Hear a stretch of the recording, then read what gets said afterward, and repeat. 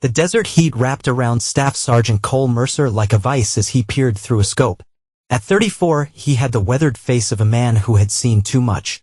His Ranger tab wasn't just a patch on his uniform. It was etched into every calculated decision he made. Target building, 200 meters northeast, Cole whispered, his voice rough in the fine dust that seemed to coat everything in Kandahar. Movement in the second-floor window, Lieutenant Alejandra Vega nodded. Her dark eyes narrowed as she consulted the satellite imagery on her tablet. Confirmed. Intelligence suggests minimal civilian presence. Since when has intelligence ever been right? Muttered Specialist Kindercarmen from Cole's left. The medic checked his kit for the third time, a nervous habit that belied his casual sarcasm. Cole didn't respond. 6 years in special operations had taught him to filter out unnecessary chatter. His focus remained absolute, his breathing controlled despite the 110-degree heat pressing down on them. They had been tracking this high-value target for weeks, and Cole wasn't about to let him slip away. Kenny, I need you to maintain position behind that wall. Vega, circle east to create a crossfire situation if this goes sideways. Cole ordered, his tone leaving no room for discussion on it. Sarge, Kenny replied, slinging his medical bag over his shoulder. The weight of combat gauze, tourniquets, and battlefield medication was a familiar burden. Try not to get shot. Paperwork's a bitch. Vega moved silently away, her compact frame disappearing between the mud brick buildings. Cole had worked with her on 3 separate deployments. She never questioned his judgment in the field of trust forged through firefights and split-second decisions that had kept them all alive as his dusk settled over the compound. Cole felt the familiar calm wash over him. Combat clarity, his father had called it. The world reduced to angles, distances, and threat assessments. Nothing else existed during these moments, not the politics, not the questioning of why they were still fighting this seemingly endless war. All elements in position. Vega's voice crackled through the comm, ready on your go. Cole took one final sweep of the compound through a scope, executing 3, 2, 1. The next 17 minutes unfolded with practiced precision. Cole breached the main entrance with controlled explosives. Kenny provided cover fire as 3 insurgents emerged from side door. Vega eliminated a sniper on the rooftop before he could get shot off. The operation was textbook until it wasn't contact rear. Kenny shouted over the comms as a burst of automatic fire erupted from behind their position. Cole pivoted instantly, his muscle memory taking over before conscious thought could form. 2 figures had emerged from what they believed was an abandoned structure. Cole dropped the first with a double tap to the chest. The second managed to get off a burst of fire before Vega's shot silenced him permanently. Kenny's status, Cole demanded, already moving toward the medic's position, that a string of colorful curses answered him. Graze my arm, nothing vital, confirmed HVT location. Cole asked, switching focus back to the mission. Second floor, eastern room, Vega replied, moving to secure. 30 minutes later, the target was zip-tied and hooded in the back of their vehicle. Kenny had a field dressing on his arm, and Cole was already drafting the mission report in his head as they navigated back to base. Good call on the rear approach, Vega said quietly as the convoy rumbled through the darkened streets. Most would have missed that possible angle. Cole nodded but said nothing. He didn't mention how he'd spotted a discarded cigarette, but near the supposedly abandoned building, too fresh to have been there long. Details mattered. Details kept you alive. Back at the forward operating base, Cole completed his post-mission routine with military precision, weapon cleaned and checked, gear inspected for damage, report filed with exact timestamps and coordinates. Only then did he allow himself the luxury of checking his personal email. He had one unread message from Marley, a smile tugged at the corner of his mouth, the first genuine expression to crack his stoic facade since the mission began. 6 years of marriage, and still her messages were the anchors that kept her rounded in this floating world of violence and dust. Cole had met Marley Davidson during a rare leave in Denver. She worked as a marketing coordinator for a sports equipment company, and her laughter had cut through the dull roar of the crowded bar like a beam of light. Marley didn't understand military life. Few civilians truly did, but she made the effort. She sent care packages with his favorite beef jerky. She organized video calls despite the 13-hour time difference. She maintained her modest home in Boise with the same attention to detail that Cole applied to his mission planning. Got a letter from the missus. Kenny asked, dropping onto the cot across from Cole. His wound had been properly cleaned and bandaged at the medical tent, but the medic still favored his right arm slightly. Email, Cole corrected, clicking open the message, probably telling me about the new fence she's putting in the backyard. Kenny chuckled, domestic bliss awaits, my friend. Meanwhile, I'll be drinking away my divorce settlement and whatever dive bar will have me once this tour ends. Cole knew about Kenny's ex-wife, everyone in the unit did. 3 years ago, she'd left him for his former best friend while Kenny was deployed. The medic covered his pain with a veneer of biting humor. But Cole had seen how the betrayal had hollowed him out. Your problem was marrying a woman who wanted a husband, not a soldier. Cole replied, eyes still on a screen as the email loaded on the painfully slow connection. And yours doesn't. Kenny raised an eyebrow. Marley knew what she was signing up for. Cole said with quiet confidence. She understands the life. The email finally loaded and Cole's world collapsed. Cole read the 3 times, each word cutting deeper than the last. Cole, I file for divorce. By the time you read this, I will have moved out and transferred our joint savings to my personal account. I need a fresh start and Chase is offering me one. Yes, Chase Ellison from next door. We've been seeing each other for some time now that I've already packed my things. I'm sorry had it in this way, but I couldn't wait another 6 months for a conversation. We both know wouldn't change anything. The papers will be waiting when you get back. Don't call my parents. They already know. Good luck. Marley, the message was so clinical it might have been addressed to a stranger. No mention of their 6 years together. No acknowledgement of what they'd built. Just the cold facts and a dismissive good luck that made his stomach turn. Cole stared at the screen, his face betraying nothing even as his mind raced through the implications. Chase Ellison, the neighbor who had moved in 2 years ago, the same neighbor who had offered to keep an eye on things whenever Cole deployed, the neighbor who Cole had invited to their backyard barbecues during his last leave. Bad news? Kenny asked, noticing Cole's prolonged silence. Cole closed the laptop with a controlled motion. Marley's leaving, filed for divorce. The words felt foreign in his mouth as if he were reporting intel about someone else's life. Kenny's face darkened. Shit, man. I'm sorry. He paused, then asked someone else. Neighbor, Cole's voice was flat. Each syllable measured that Kenny's expression shifted from sympathy to something harder. He recognized the pattern all too well. The system's rigged against us, brother. She'll take half your shit while you're over here getting shot at. Cole stood abruptly, his movements precise despite the emotional grenade that had just detonated in his chest. I need to make some calls. Cole, Kenny called after him. Don't do anything stupid. Without turning around, Cole replied. Have you ever known me to be stupid, Kenny? In the privacy of the communications tent, Cole reopened the email. He read it one last time, analyzing it as he would enemy correspondence. There was something in the tone, a hint of defensiveness, perhaps guilt. Marley expected him to fall apart, to beg, to react emotionally. It's why she included that final dismissive good luck. She was preparing for his breakdown. Cole's fingers hovered over the keyboard. He could write paragraphs. Ask why? Demand explanations. Threatened. Plead. But none of that would accomplish anything tactical.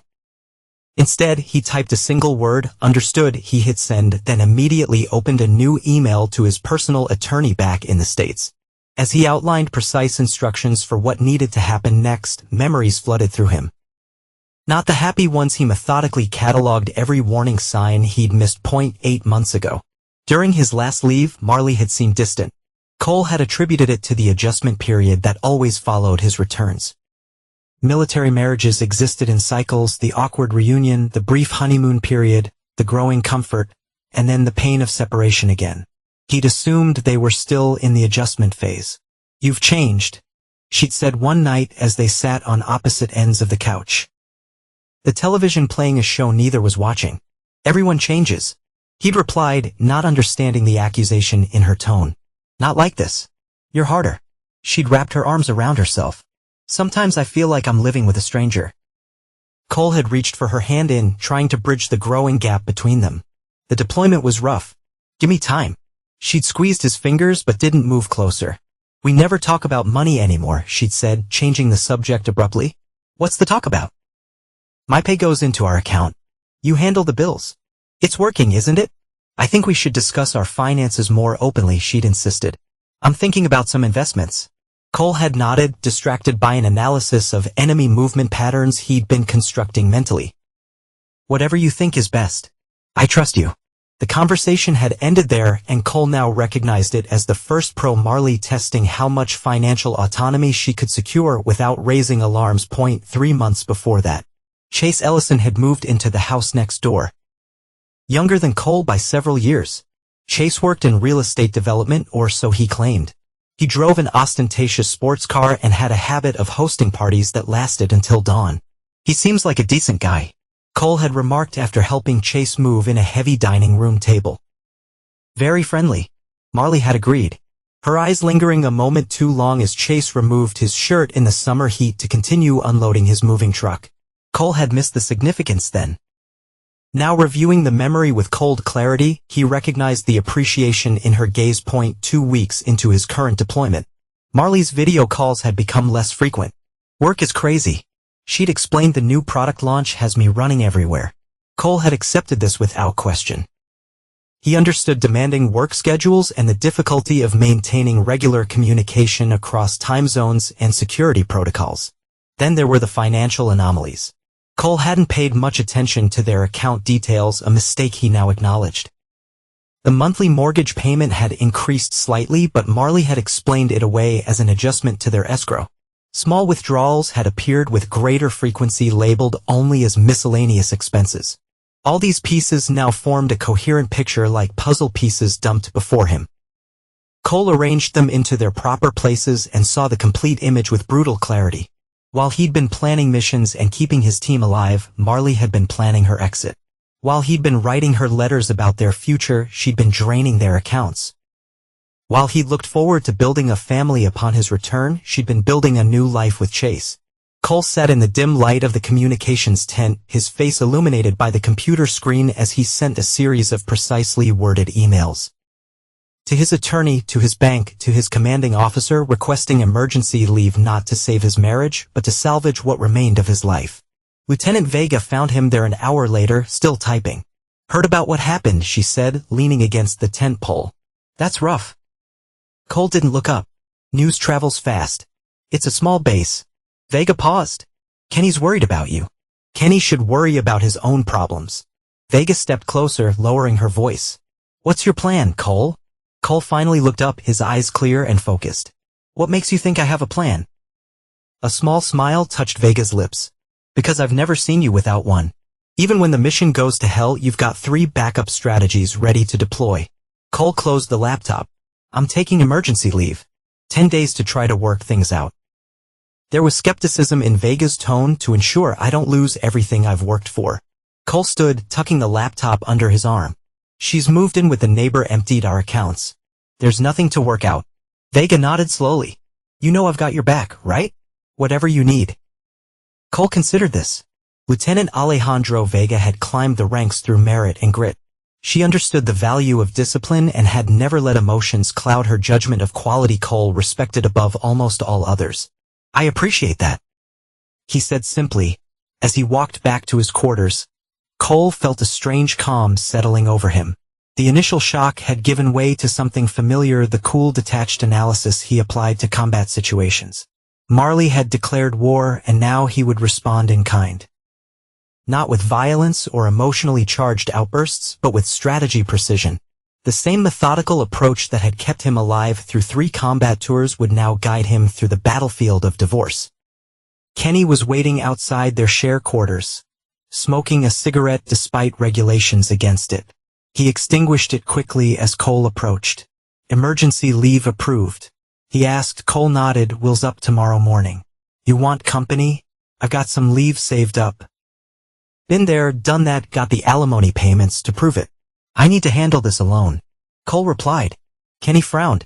Look, when Katie left me, I went off the rails, drank myself stupid, called her 50 times a day, showed up at her apartment, made everything worse. I'm not you. Cole said simply, no shit, you're worst, you bottle everything up until you explode. I've seen it happen in firefights. Cole fixed Kenny with a level stare. This isn't a firefight. It's exactly a firefight. She's got your money, your house, and fucking Chase. Allison, she's got all the advantages. And she struck first. That's her mistake. Cole replied, entering their quarters to pack his gear. She thinks this is over. It's just beginning. As Cole methodically folded his civilian clothes into his duffel bag, he mentally mapped out the days ahead. Marley had always complained that he approached everything like a military operation. She never understood that this mentality wasn't something he could switch on and off. It was who he was, the framework through which he processed the world. Now, that same disciplined approach would be his salvation where others might be paralyzed by betrayal. Cole found clarity in planning his counteroffensive. He slept dreamlessly that night, and in the morning boarded a transport plane with the same composed demeanor he'd maintained since reading Marley's email. As the aircraft lifted off from the dusty airfield, Cole stared out the small window at the Afghan mountains receding below. In his pocket was a printed copy of Marley's email and his one-word response. A reminder of the mission ahead. Understood the layover in Germany gave Cole 6 hours to execute the first phase of his plan. Seated in a corner of the USO lounge at Ramstein Air Base, he connected to the secure Wi-Fi and began making calls. "Mr. Hathaway, this is Cole Mercer," he said when his attorney answered. "I need to discuss the inheritance from my grandfather." Theodore Hathaway had handled Cole's legal affairs since he'd enlisted. The lawyer specialized in military matters and had helped Cole establish a will and power of attorney before his first deployment. "Cole, good to hear from you. I was sorry to receive your email about the situation with Marley. How are you holding up?" "I'm operational," Cole replied. "What's the status of my grandfather's property in Montana?" There was a brief pause on the line. Then Hathaway cleared his throat. "The land is still in trust as per your instructions. 5 acres with the old cabin. Remote, minimal value beyond the sentimental. What are you thinking?"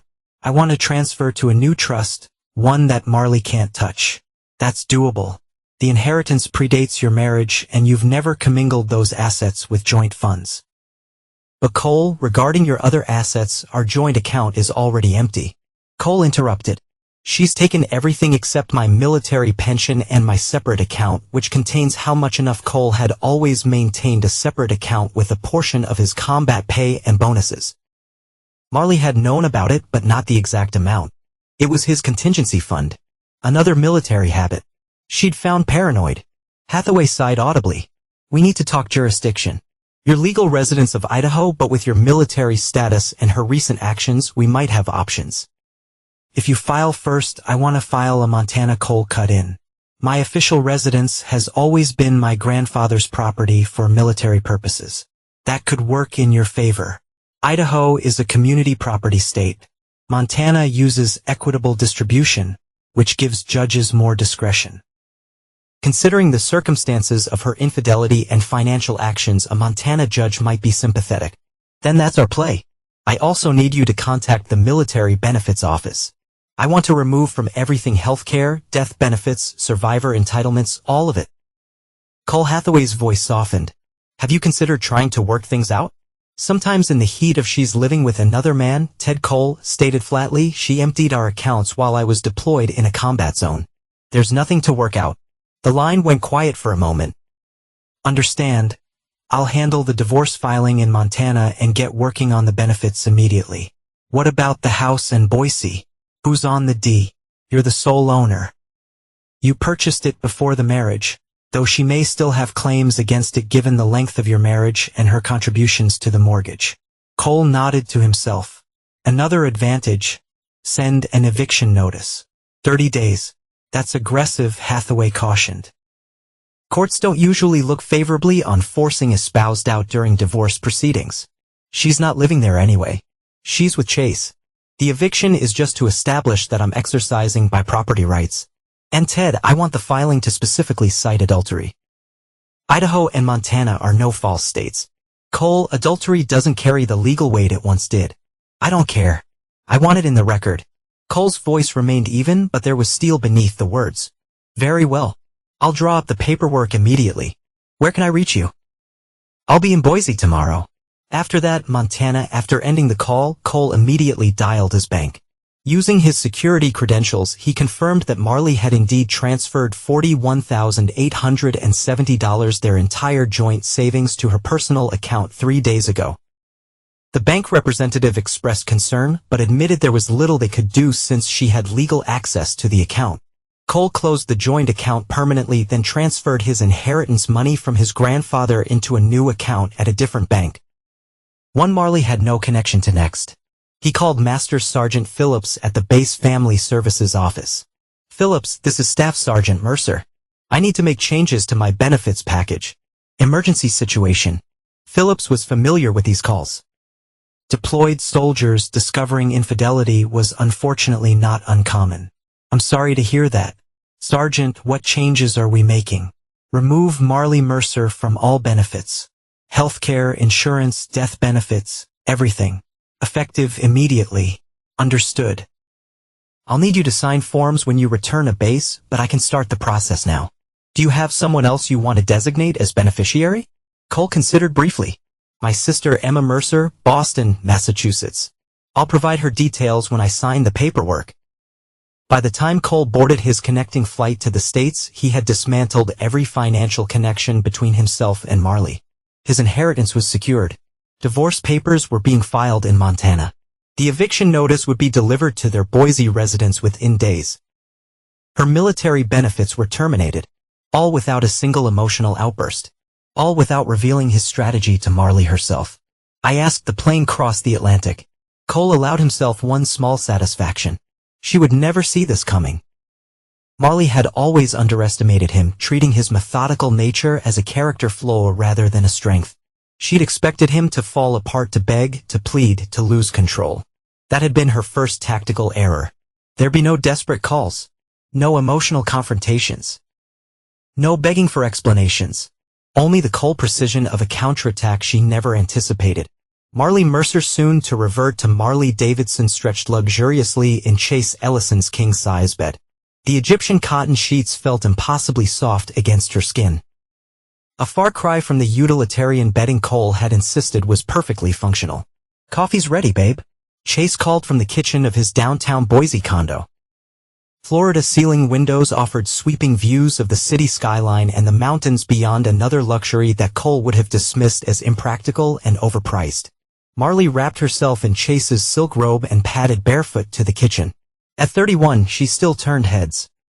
A fact Chase had been quick to appreciate in ways Cole never had. Where Cole saw the world in terms of objectives and threat assessments, Chase saw possibilities and pleasures. "I talked to my lawyer yesterday," she said, accepting the mug of perfectly prepared coffee. "He says the divorce should be straightforward since Cole's deployed courts usually expedite military divorces."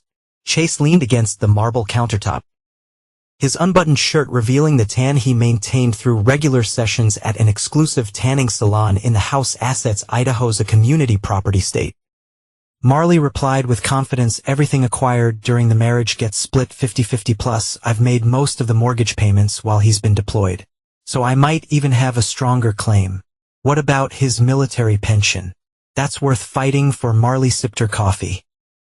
"My lawyer says I can get a portion based on the length of the marriage. 6 years means I'm entitled to a significant percentage." Chase grinned. "See, I told you this would work out. Cole's halfway around the world, and by the time he gets back, everything will be settled." He replied to my email. "You know," Marley mentioned, trying to sound casual. Chase's eyebrow shut up. "Really? What did the robot have to say?" "Just one word. Understood. That's it." Typical Cole. Chase laughed. "The man has the emotional range of a desk lamp. No begging. No baby, please come back." Marley shook her head, feeling a twinge of something, not quite guilt, but perhaps disappointment. "Nothing, just understood." "Well, what did you expect? The guy treats marriage like a mission briefing. I still don't know what you saw in him." "Stability," Marley admitted. "And he was different before the deployments changed him." She didn't mention how Cole's quiet confidence had once made her feel secure, or how his unwavering commitment had been the foundation of their relationship until it began to feel like a prison rather than a sanctuary. Chase wrapped his arms around her waist. "Well, you've got stability now and hell of a lot more fun to go with it." Her phone buzzed on the counter. The screen displayed her sister's name. "Kinley." "Hey, Kin." Marley answered, pulling away from Chase. "Have you lost your damn mind?" Kinley's voice was sharp enough that Marley had to hold the phone away from her ear.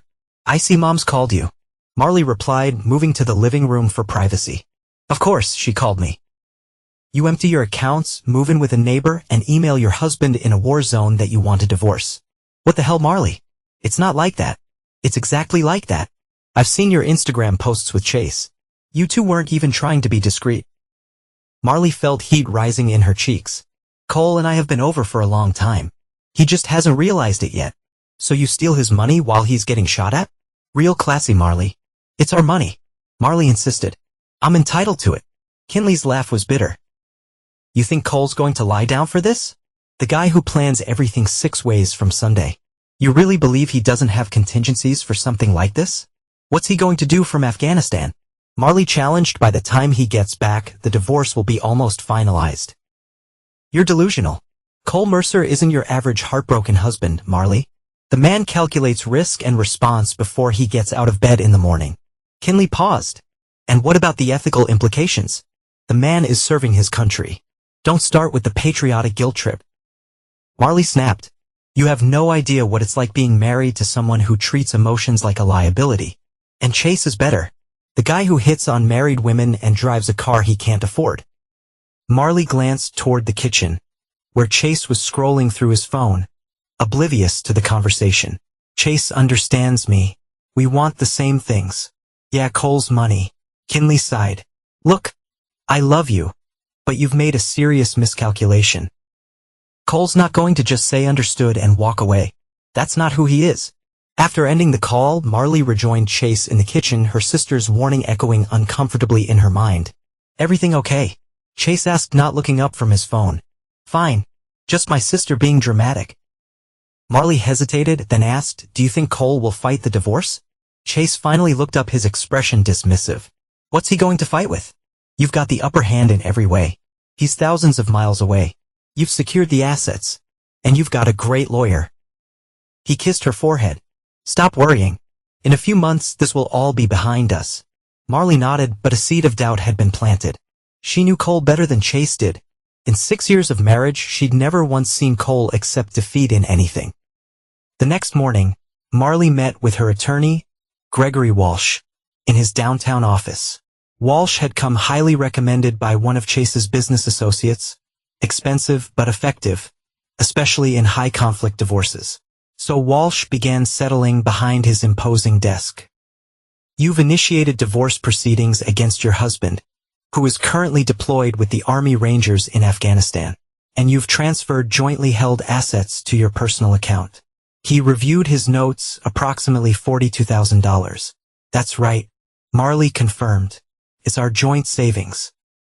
I've been making deposits into that account for years. Walsh removed his glasses. Mrs. Mercer, Ms. Davidson, please. I'm going back to my maiden name. Ms. Davidson. Then, while Idaho is a community property state, judges take a dim view of one spouse emptying joint accounts, particularly when the other spouse is deployed military personnel. Marley shifted uncomfortably. My lawyer in Montana. Walsh held up a hand. Montana? Why would you have a lawyer in Montana? I don't. I misspoke. I met my friend in Montana who went through a divorce. Said, Ms. Davidson, is there some connection to Montana I should know about? Property, residence, family? Cole's grandfather had some land there. Cole inherited it before we were married. It's just an old cabin and some acreage, practically worthless. Walsh made a note. And has your husband responded to the divorce filing yet? No. But he replied to my email with just one word. Understood. The attorney's expression remained neutral, but something flickered in his eyes. I see. And when do you expect him to return to the States? His deployment ends in 6 months. But Marley's phone buzzed with an incoming email. She glanced down, then froze. Ms. Davidson, Walsh prompted. It's from the county clerk's office. Marley said, slowly scanning the email. They're saying Cole has already filed for divorce in Montana. 3 days ago. Walsh held out his hand. May I? Marley passed in the phone, watching as his expression darkened. Your husband has filed for divorce in Montana, citing irreconcilable differences in adultery. He's included evidence of your relationship with. Walsh paused, reading further. Chase Ellison. The filing includes bank statements showing the transfer of joint funds and requests immediate injunctive relief regarding the marital home in Boise. What does that mean? Marley asked, her mouth suddenly dry. It means, Ms. Davidson, that your husband has beaten you to the punch. And he's filed in a jurisdiction that may be more favorable to his position. Walsh continued reading. He's also provided documentation establishing Montana as his legal residence for military purposes. Can he do that? Apparently he already has. Walsh returned the phone. This complicates matters significantly. We'll need to file a motion to dismiss the Montana proceedings and establish Idaho as the proper venue. Marley's phone buzzed again. Another email, this one from the Department of Defense, confirming the termination of her military spousal benefits effective immediately. He's cut off my health care. She whispered that Walsh's frown deepened. This suggests your husband is taking an aggressive posture. If he's already addressed the military benefits, I wouldn't be surprised if the phone buzzed a third time. Marley almost didn't want to look. It's a notice to vacate the house, she said, her voice hollow. 30 days. Walsh extended his hand again, and Marley numbly passed over the phone. After reading the document, he sighed heavily. The house is solely in your husband's name. Marley nodded. He bought it before we were married. But I've been making the mortgage payments while he's deployed. That counts for something, right? It might, but it significantly weakens your position regarding ownership. Walsh leaned back. Ms. Davidson, I think we need to reassess our strategy. Your husband appears to be several steps ahead of us. He can't evict me. I'm his wife. You're his soon-to-be ex-wife who is already living with another man. Walsh corrected gently. And legally, if the property is solely in his name and was purchased before the marriage, his position is stronger than yours. Marley stared at the attorney, the full weight of her situation finally sinking in. What about the money I transferred? Given the circumstances, a judge will likely order you to return at least a portion of those funds. The timing, transferring assets while your spouse is deployed and immediately filing for divorce doesn't look good. The sleek office suddenly felt suffocating. Marley had expected anger from Cole, perhaps desperate appeals to reconsider. She prepared for emotional confrontations and tense negotiations. She hadn't prepared for this cold, methodical dismantling of her position. No direct communication. No emotional appeals. Just the inexorable machinery of legal proceedings set in motion with military precision. What do I do? She asked, hating the vulnerability in her voice. Walsh closed his portfolio. We fight back. But Ms. Davidson, I need to be clear, this will be more complicated, more expensive, and less certain than you originally anticipated. As Marley left the attorney's office, her phone rang. Chase's name flashed on the screen. Hey babe, how'd it go? He asked cheerfully. Marley stood on the sidewalk, pedestrians flowing around her like water around a stone. Not good. Cole filed first in Montana. He's tried to evict me from the house. He's cut off my military benefits. And my lawyer says I might have to return the money. There was a pause before Chase responded, his tone noticeably less enthusiastic. That's unexpected. Your lawyer can fight this, right? He says we can try. But Cole's position is stronger than we thought. The house is in his name. He's established legal residence in Montana. And she hesitated. Chase, this is going to get expensive. Another pause, longer this time. How expensive are we talking? Walsh charges $450 an hour. And he says this could drag on for months. Jesus, Marley, Chase's voice have lost all its warmth. I thought you said this would be straightforward. I thought it would be. How was I supposed to know Cole would file from Afghanistan? Maybe because that's exactly the kind of thing Cole would do. Chase snapped. The guy plans his breakfast with military precision. You didn't think he'd have a strategy for divorce. Marley felt a chill settle in her stomach. You're upset about the money. I'm upset that what you described as a simple split is turning into a financial black hole. I can't bankroll a lengthy legal battle, Marley. I thought we were in this together. Chase sighed audibly. We are. But I'm already carrying the mortgage on the condo. And business has been slow this quarter. There's a limit to what I can contribute. As the call ended, Marley stood motionless on the sidewalk. The bright, Boise day suddenly dimmer. Her carefully constructed new beginning was already showing cracks in its foundation. That Cole's single-word response echoed her mind. Understood. She was beginning to understand. 2.3 days later, Marley sat in Walsh's office again, this time with Chase beside her. The attorney spread several documents across his desk. The Montana court has denied our motion to dismiss. Walsh explained they've accepted jurisdiction based on your husband's established legal residence there for military purposes. That can't be right, Marley protested. We've lived in Boise for 4 years. Our home is here, the home that is solely in his name. Walsh reminded her gently and technically active duty military personnel can maintain legal residence in a state where they don't physically live. Your husband has been paying Montana state taxes and has maintained his voter registration there. So what does this mean? Chase asked, his leg bouncing nervously beneath the desk. It means the divorce proceeds in Montana under Montana law. Walsh picked up another document. Additionally, the court has issued a temporary injunction freezing the funds you transferred from the joint account. You're prohibited from spending that money until the court determines the appropriate distribution. Marley felt the blood drain from her face. But I need that money to live on to pay you. Walsh nodded sympathetically. Understand. Unfortunately, the evidence your husband provided was compelling.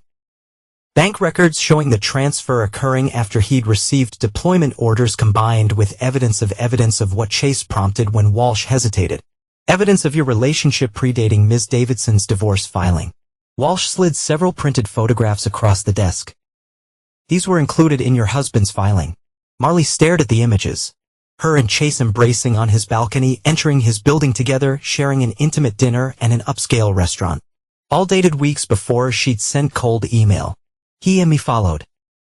She whispered, more likely these came from social media. Walsh suggested your accounts or friends' accounts. The metadata shows most were taken from public Instagram posts. Chase cursed under his breath. Your friend Amber and her constant photos. The point is, Walsh continued, the adultery claim has substantial supporting evidence. While Montana is in no fault state, judges still consider misconduct when determining asset distribution. Marley's hands trembled slightly. What about the house? Can he really evict me? I'm afraid the court has upheld the eviction notice. As the sole owner of the property purchased before your marriage, your husband has the legal right to determine occupancy. Your contributions to the mortgage payments will be considered in the overall asset distribution, but they don't grant you ownership rights. This is insane. Chase interjected. She's being thrown out of her own home. Legally, it's not her home. Walsh corrected. And given that she's already established residence elsewhere with you, Mr. Ellis in the court didn't see the eviction as creating undue hardship. Marley felt as though the ground were shifting beneath her. Every assumption she'd made about Cole, about the divorce, about her future, was being systematically demolished. There's one more thing, Walsh said, lifting the final document. The court has granted your husband's petition regarding military benefits. The determination cites the documented adultery as justification for immediate termination rather than the standard phase-out period. Meaning what?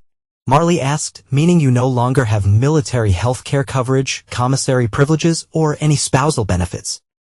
And you won't be entitled to any portion of pension. Chase stood abruptly. This is ridiculous. He can't just erase 6 years of marriage. He's not erasing the marriage, Mr. Ellison. He's responding to its breach. Walsh's tone remained professional but carried an edge of reproach. Ms. Davidson, I need to be honest with you. Our position has weakened considerably. So what do we do? Marley asked, struggling to keep her voice steady. We can continue fighting on multiple fronts, but that strategy is expensive and frankly unlikely to yield significant results given the current rulings. Alternatively, we could pursue a settlement. A settlement? Chase echoed incredulously. After he's already taken everything, Walsh turned his attention fully to Marley. Your husband has outmaneuvered us at every turn. He filed in a favorable jurisdiction, established clear evidence of adultery, protected his assets, and secured the marital home. But he hasn't yet delivered the divorce decree that suggests he might be open to negotiations on certain terms. Marley nodded slowly, trying to process the implications. You think I should try to settle? I think you should consider what's most important to you at this point. Continuing this battle will be costly both financially and emotionally, with diminishing returns. As they left the attorney's office, Marley felt numb. The bright future she'd envisioned with Chase was rapidly dimming, replaced by the harsh reality of legal defeats and dwindling resources. We'll figure this out, Chase said as they walked to his car, but his voice lacked conviction. Marley didn't respond. For the first time since sending that email to Cole, she felt a flicker of doubt about her decision. Not because she wanted to return her marriage, that chapter was closed, but because she'd severely underestimated her husband. Cole had always approached their relationship with the same methodical focus he applied to everything else. It had frustrated her, made her feel like another item on his checklist rather than a partner. Now, that same calculated approach was dismantling the new life she'd tried to build. The eviction notice arrived at Chase's condo. The next day, a formal document requiring Marley to remove all personal belongings from the Boise house within 30 days. She'd already taken most of her clothes and personal items, but furniture, kitchen equipment, and various accumulated possessions remained. "I'll have to go pack everything up," she said, staring at the notice on Chase's kitchen counter. Chase frowned. "Can't you hire someone to do that? I bought the Henderson meeting that week, and I can't reschedule." "With what money? My accounts are frozen, remember?" Marley couldn't keep the bitterness from her voice. "Right?" Chase ran a hand through his carefully styled hair. "Look, I'm trying to be supportive here. But this situation is spiraling. We need to think practically." Marley repeated the word hollow in her mouth. "You mean about money?" "Among other things, yes, I care about you, Marley. But I didn't sign up for a financial nightmare." There was the first explicit acknowledgement that their relationship had conditions attached. Chase had been enamored with the idea of them together, with the excitement of forbidden romance. He hadn't prepared for the messy reality of divorce, legal battles, and financial constraints. "I'll figure it out," Marley said quietly. 2 weeks later, Marley stood in what had once been her living room, surrounded by boxes. The house felt different now, less like a home and more like a museum of a life that no longer existed. Photos of her and Cole still hung on the walls. His military awards sat on the mantel. Books they'd read together lined the shelves. She'd expected to feel sad, perhaps nostalgic. Instead, she felt something closer to shame as she methodically packed away 6 years of marriage. Her phone buzzed with a text from Chase: "Running late, meeting going longer than expected. Can you grab an Uber back?" Another small retreat. Another indication that his commitment was contingent on convenience. Marley sat down the box she'd been packing and sank onto the couch, the same couch where she and Cole had spent countless evenings. His arm draped casually around her shoulders as they watched movies or discussed their days. The doorbell rang, startling her from her thoughts. Assuming it was the moving company coming to provide an estimate, Marley opened the door without checking that a woman in a crisp business suit stood on the porch, a leather portfolio tucked under her arm. "Marley Davidson?" "Yes, April Delgado, attorney at law. I represent Staff Sergeant Cole Mercer." She extended a business card. "May I come in?" Marley hesitated, then stepped aside. "I thought all communication was supposed to go through our lawyers." "Typically, yes. However, I have a settlement proposal that Mr. Mercer asked me to deliver personally." Delgado glanced around the half-packed living room. "I see the eviction is proceeding. Did Cole send you to gloat?" Marley asked, crossing her arms defensively. "Staff Sergeant Mercer doesn't strike me as the gloating type," Delgado replied evenly. "He's authorized me to present a final settlement offer." She removed a document from her portfolio. "The terms are straightforward." Marley accepted the document, scanning its contents with growing disbelief. "He's offering to release the injunction on $20,000, less than half of what I transferred.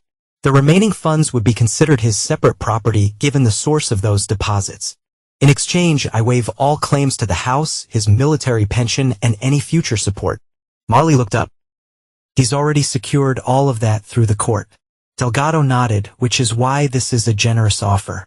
My client is willing to release substantial funds that the court would likely award him, given the circumstances." Out of the goodness of his heart, Marley couldn't keep the sarcasm from her voice. Out of a desire to conclude this matter efficiently, Delgado checked her watch. "The offer expires in 48 hours. After that, we proceed to final judgment, where you're likely to receive considerably less." After the attorney left, Marley called Walsh. The attorney confirmed what she already suspected: Cole's offer, while not generous, was better than what she'd likely receive if the case proceeded to final judgment. "He's offering you a dignified exit," Walsh explained. "I recommend you take it." Later that evening, when Marley returned to Chase's condo, she found him in the kitchen pouring a glass of wine. "How'd the packing go?" he asked casually. Cole sent his attorney with a settlement offer. Marley placed the document on the counter. "If I sign, I get $20,000 and walk away from everything else." Chase scanned the document, his expression unreadable. Sounds like he's trying to buy you off cheap. Walsh says it's better than I'll get if we keep fighting. Chase took a long sip of wine before responding. Maybe it's time to cut our losses. Marley stared at him. Our losses? You know what I mean. This divorce is draining you emotionally and financially. Maybe a clean break is best for everyone. Clean break. Marley repeated softly. Is that what you want to, Chase? Clean break. Chase wouldn't meet her eyes. I care about you, Marley. But this situation has become more complicated than either of us anticipated. Maybe we should take a step back. Reassess. The words hung in the air between them, their meaning unmistakable. Chase had been eager to pursue their relationship when it seemed simple when he thought Marley would bring her half of the marital assets to their new life together. Now that Cole had outmaneuvered them, Chase was recalculating his investment. You're breaking up with me. Marley stated flatly, I'm suggesting we slowed down. Chase amended, still not meeting her gaze. Give herself space to figure things out without the pressure of the divorce hanging over us. Marley nodded slowly, a strange calm settling over her. In less than a month, she had lost her marriage, her home, her financial security, and now the relationship she'd risked everything for. And through it all, Cole hadn't spoken a single word to her directly. Just that one email response understood as the reality of her situation sank in. Marley reached for the settlement papers with steady hands. She signed her name, accepting Cole's terms and a new reality he had created for her. 3 months after signing the settlement, Marley sat in her small one-bedroom apartment on the outskirts of Boise, scrolling through job listings on her laptop. The $20,000 from the settlement was dwindling fast, and her marketing position at the sports equipment company had evaporated shortly after her divorce became public knowledge. Her phone buzzed with a text from Kimley. Have you seen this? It's everywhere. A link followed. Marley clicked it with a sense of foreboding. The website that loaded featured a podcast called Forward Observer, hosted by Kenny Harmon. The episode title made her stomach lurch when Dependent Attack, A Ranger's Revenge with trembling fingers. Marley pressed play. Kenny's voice filled her apartment. Today we're discussing a situation that's all too common in military marriages. I'm not using real names here. But this story comes from a reliable source, of fellow Ranger I could serve with in Afghanistan. Marley listened in growing horror as Kenny recounted her divorce from Cole in excruciating detail, how she'd emptied their accounts while he was deployed, moved in with their neighbor, and expected to claim half his assets despite her infidelity. But here's where it gets good. Kenny continued, his voice animated. Instead of falling apart like she expected, this Ranger goes full tactical, files for divorce in a different state, proves the adultery, secures his assets, and leave her with nothing but regrets and a U-Haul rental.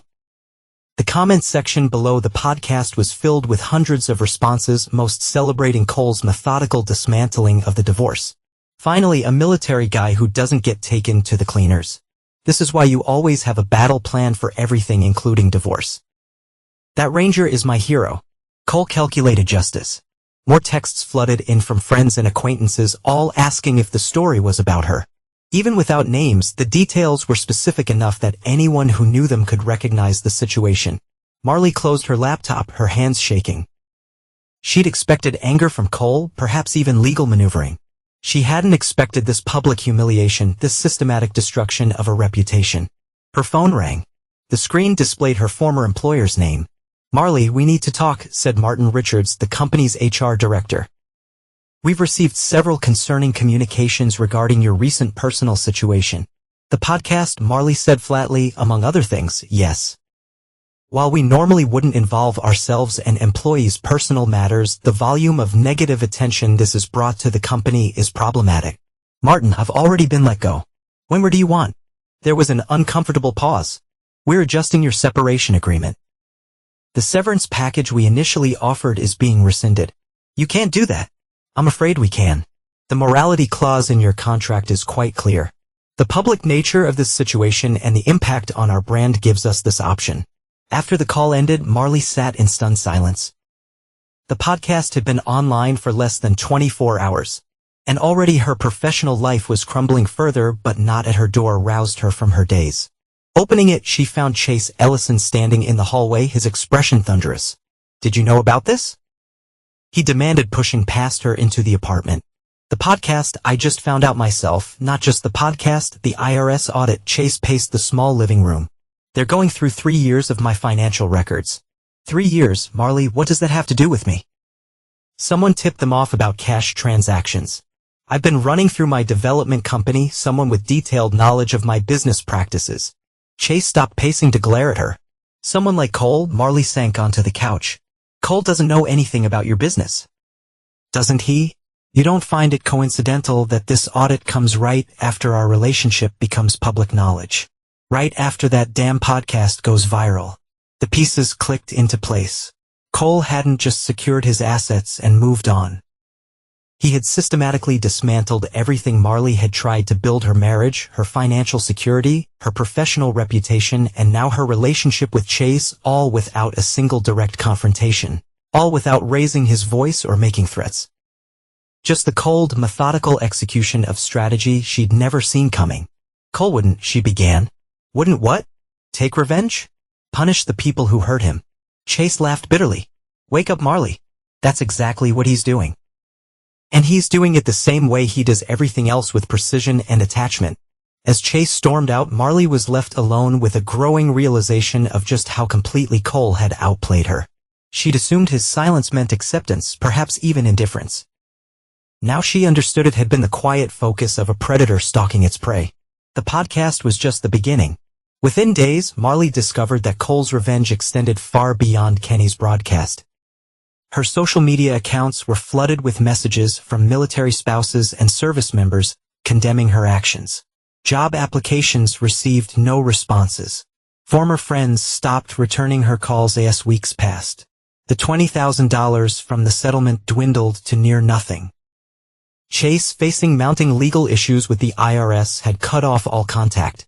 Her parents, while still speaking to her, made their disappointment painfully clear. One evening, as Marley sat in her apartment contemplating how quickly her life had unraveled, her phone rang with an unfamiliar number. Is this Marley Davidson? A woman's voice asked when she answered. Yes. Who's this? Lieutenant Alejandra Vega, United States Army. I served with Cole in Afghanistan. Marley's grip tightened on the phone. How did you get my number? That's not important. What's important is that you understand something. Cole didn't ask Kenny to make that podcast. He didn't orchestrate the social media campaign against you. That was all Kenny's doing. You expect me to believe Cole had nothing to do with it. Cole doesn't operate that way. He handles his business directly and moves on. The public spectacle? That's not his style. Vega paused. Look, I'm not calling to defend you or what you did, but you should know the aftermath wasn't Cole's doing. That was just karma catching up. After Vega hung up, Marley stared at the phone. Whether Cole had orchestrated the public humiliation or not seemed almost irrelevant now.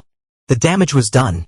Her life had been systematically dismantled, piece by piece, until nothing remained of the future she envisioned. And through it all, Cole had maintained his silence. No accusations, no recriminations.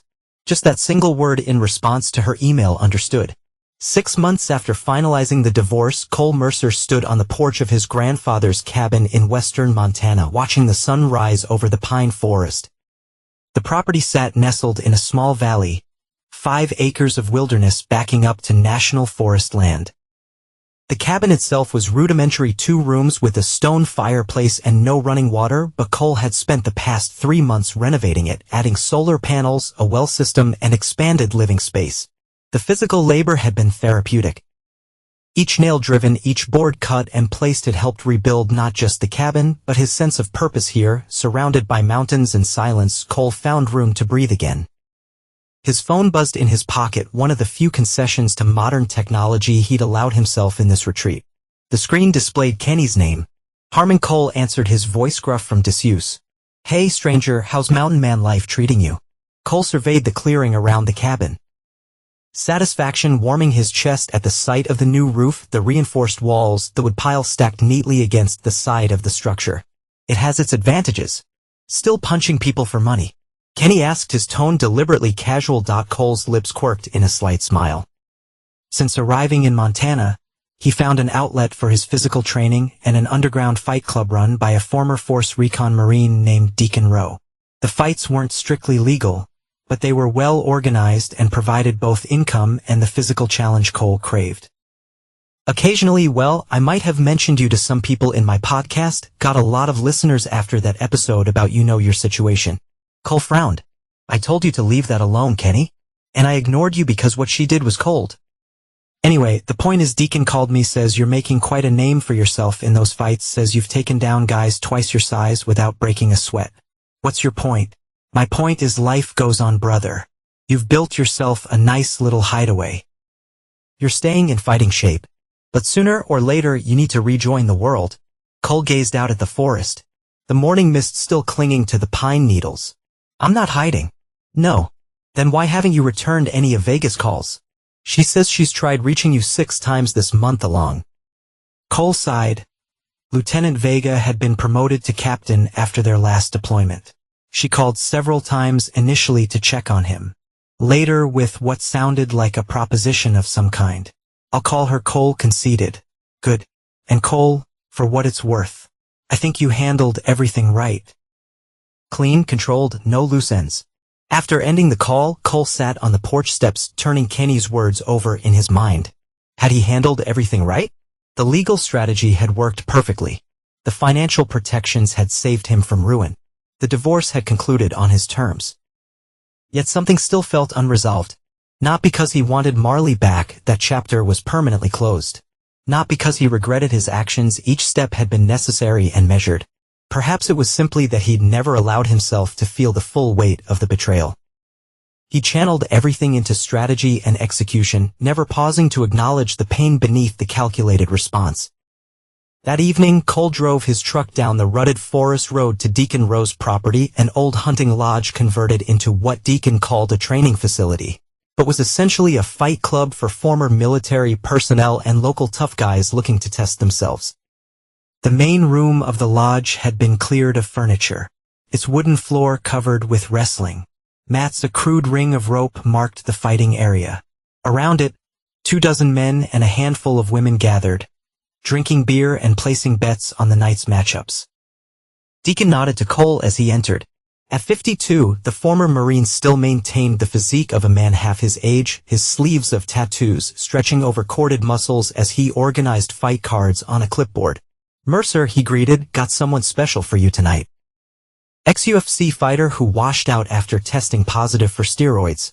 Been talking big about taking down military guys. Cole nodded, beginning his warm-up routine in the corner. He discovered these fights shortly after arriving in Montana, when a bar argument had escalated and Cole had put down a local troublemaker with efficient brutality. Deacon, witnessing the incident, had invited him to put those skills to profitable use. The money wasn't life-changing, but it supplemented Cole's military pension and provided an outlet for the physical intensity he'd grown accustomed to during deployments.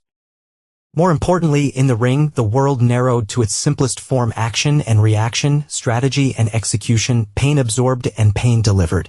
Cole was taping his hands when a familiar voice cut through the pre-fight chatter. Still preparing the same way, I see. He looked up to find Captain Alejandro Vega standing before him, dressed in civilian clothes, but with the unmistakable posture of an officer. Vega, Cole acknowledged, continuing to wrap his hands. Long way from base. Apparently, I need to drive to the middle of nowhere, Montana, to get you to talk to me. She settled onto the bench beside him. You've been avoiding my calls. Been busy.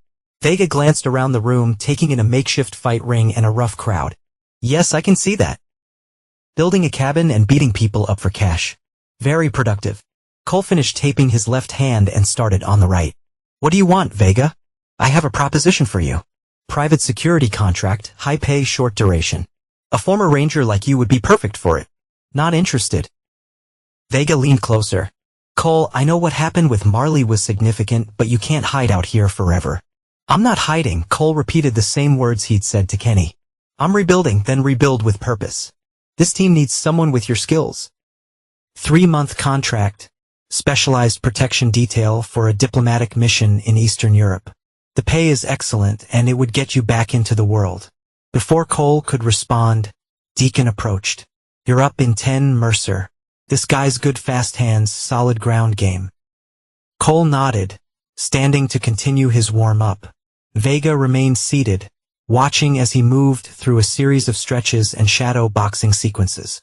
"I'll be here when you're done," she said. "Watch your left side. You still drop your guard after throwing combinations." The fight lasted longer than most of Cole's previous matches. The ex-UFC fighter had legitimate skills and a significant weight advantage.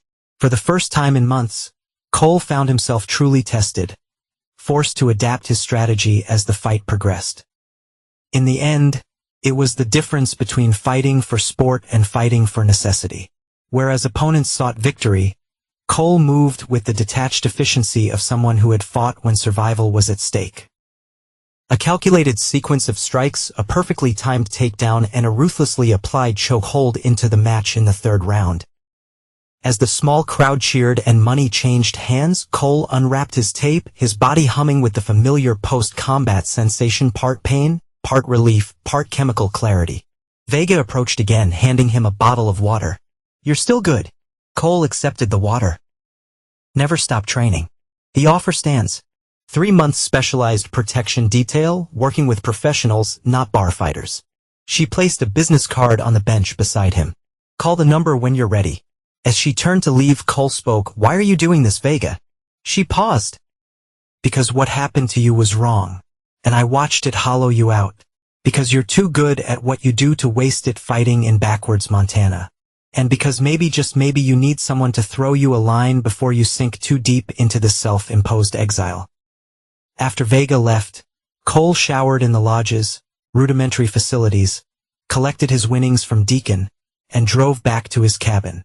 The night was clear, stars visible through gaps in the pine canopy overhead. As he parked beside the cabin, Cole noticed a package leaning against his front door. Inside he found a letter from his sister, Emma, along with a framed photo of them from his last visit to Boston. The letter was chatty, full of updates about her nursing job and her new boyfriend. The final paragraph, however, hit with unexpected force.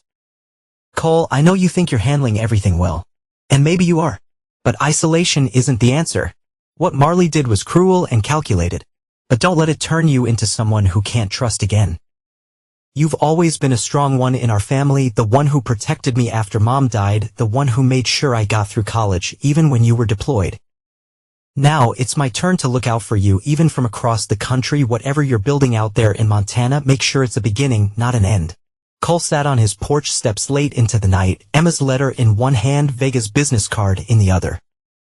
The forest around him was alive with night sounds, the distant hooting of an owl, the rustle of pine needles and the gentle breeze, the occasional snap of branches as nocturnal creatures moved through the underbrush. He had come to Montana seeking solitude, a place to rebuild without distractions or complications. The cabin renovation had given him purpose. The fights had provided an outlet for the physical intensity he craved. But after 6 months, he was beginning to recognize the limits of the self-imposed exile. Not because he missed his old life, that version of Cole Mercer no longer existed. Not because he craved human connection, he had always been comfortable with solitude. But because stagnation was its own form of defeat, and Cole had never accepted defeat in any form. With that realization came decision. In the morning he would call Vega, accept the contract, not as a return to his former life, but as a step toward whatever came next. As dawn broke over the mountains, Cole placed a call. Vega answered on the second ring. "I knew you'd call. 3 months, Cole said. No extensions, no complications." "Understood." Vega replied, the echo of Cole's own response to Marley not lost on him. "Flight leaves from Bozeman in 3 days. I'll email the details." After ending the call, Cole surveyed the cabin and the surrounding forest.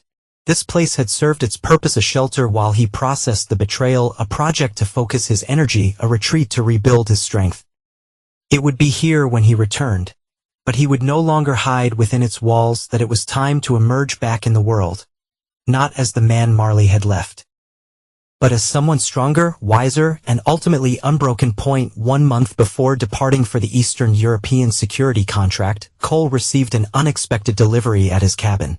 The FedEx driver seemed confused by the remote location, but eventually found his way up the winding forest road. The package contained a letter. The handwriting on the envelope was immediately recognizable, Marley's flowing script.